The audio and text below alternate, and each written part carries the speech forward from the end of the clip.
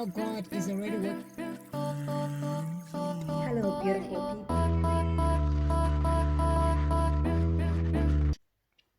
Hello, my friends. I hope everybody is good. Welcome to my channel. So today's episode is pretty relaxed.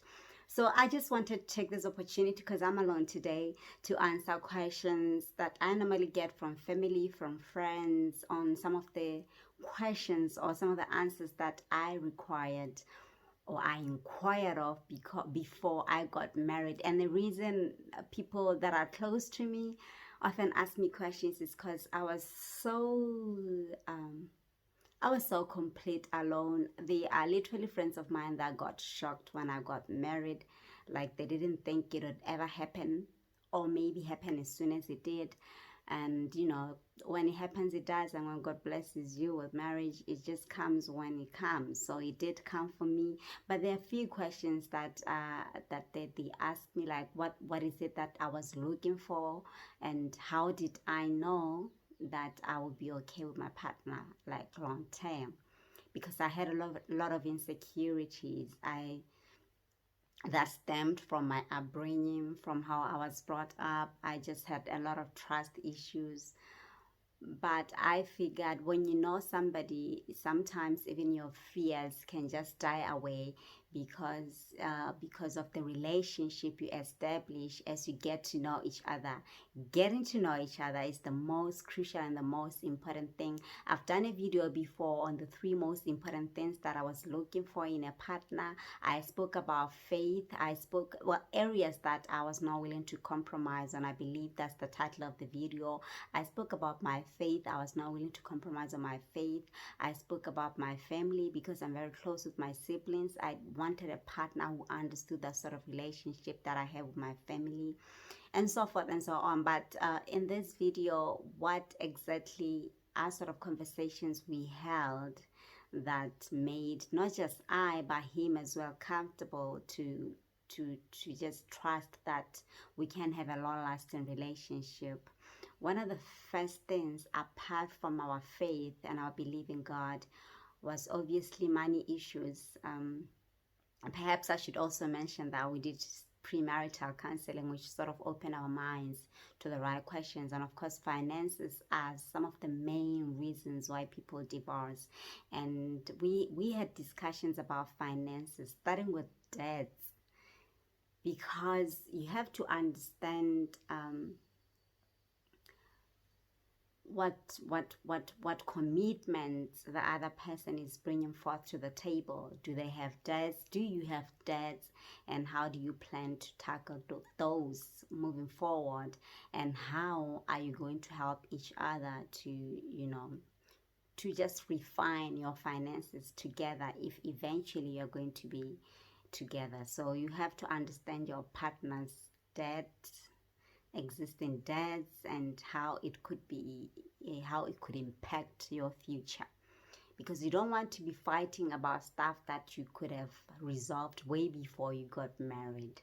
And if you understand each other's debts, then you're probably going to figure out together how you're going to manage those going forward, and even avoid bigger unnecessary debts. I know couples that literally take up loans to get married. I'm not against it, but I'm just saying, if you have a better understanding of what is going on with each other financially, then you are able to just put that sort of cap so that you don't overcommit before you build your new home. That was the number one thing that I really wanted to understand, because I love my comfort. The other thing, I'm actually reading this out. The other thing was dream job. I wanted to understand what his dreams are, what his passion is. Mm, and if indeed he was working towards it. Not that I wanted to limit him or to just stop him from pursuing his journey. I just wanted to understand if he would be a stay-home partner, or if he would be a sort of partner that would be traveling all the time because of his job. And because I already loved him, I was sure of that. It wasn't so I break up with him. It was so I readjust my thinking to understand that there are possibilities that I could be married to somebody that will be traveling all the time, or there are possibilities that I could be getting married to somebody who will be home most of the times, which is what I preferred.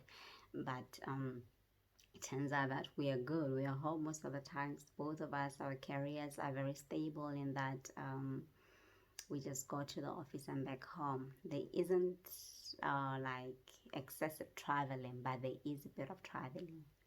That was number two. Also, I wanted to understand his insecurities. I was very open about mine. I was brought up in a very abusive home. Like, I am very fearful of an abusive partner. Like, if you're gonna raise your voice at me, I'm literally gonna shiver. Like, if you're gonna point a finger at me, I don't think I could survive that. So I was very adamant about this aspect in a partner's character, that they have to be really gentle with me, and I also have to be gentle with them, because I understand what an abusive relationship can be like. I was brought up in a family that had a father figure that was quite, yeah, the user of a hand, something like that. So I wanted a partner who would be more gentle with me. So I asked him about his insecurities, his fears, and I was very open about mine, so that I could try as much as I can to just make the environment, or our environment, more accommodative to him, just as much as it would be to me. So I needed to understand his insecurities, also that I do not add to those unknowingly. I wanted to understand, so that I support him more in the positive light, and not be the one that sort of kills his enthusiasm to life altogether. Appearance. I love to dress up. Personally, I don't want to be limited. Like, if I'm not comfortable with what I'm wearing, I'm not wearing it. That's it. But I didn't want a situation where my freedom is limited by the mere fact that I'm married. I wanted to be really myself, because I don't personally believe there's anything wrong with how I dress, or anything wrong with my sense,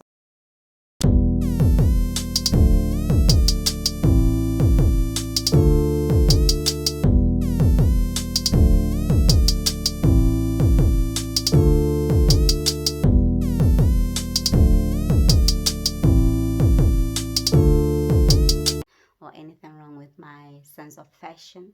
But it doesn't have to check, because we have partners that are very traditionalists, and they could meet partners that don't really mind their being so traditional.